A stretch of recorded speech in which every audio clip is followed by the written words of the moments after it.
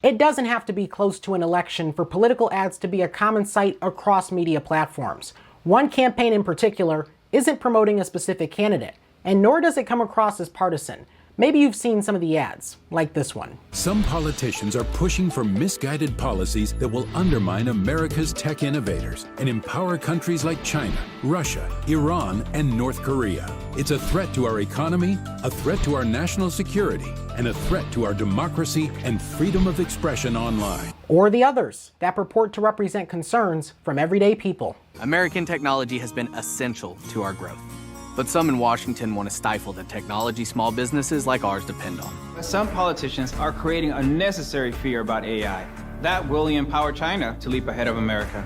Our leaders need to stand up to China and protect America's competitive edge. As you've just seen, the talking points are consistent. Washington needs to keep its hands off of American tech innovation, specifically AI, or risk the country losing ground to its competitors. But it's not explicitly stated who specifically the argument is being made on behalf of. The group behind the ads, American Edge Project, describes itself as, quote, a coalition dedicated to the proposition that American innovators are an essential part of U.S. economic health, national security, and individual freedoms. Its leadership includes past elected officials, including a former Pennsylvania congressman and a former governor of New Mexico. But let's focus on the crux of today's story, which set out to answer the question, who's funding these ads? By way of ProPublica's nonprofit explorer, I was able to obtain the organization's IRS nonprofit filing for the fiscal year ending in October of 2023. It showed total revenue of $31.9 million during that period.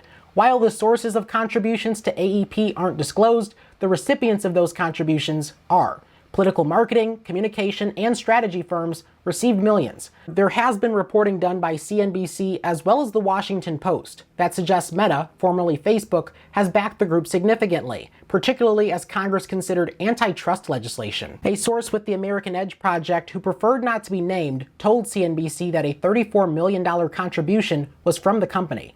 Meta declined to comment on the matter and referred CNBC to AEP. I've reached out to American Edge Project for some clarity on their reported relationship to Meta, and am currently awaiting a response. In the meantime, give me a follow on social media, where I'll share that response if and when I receive it.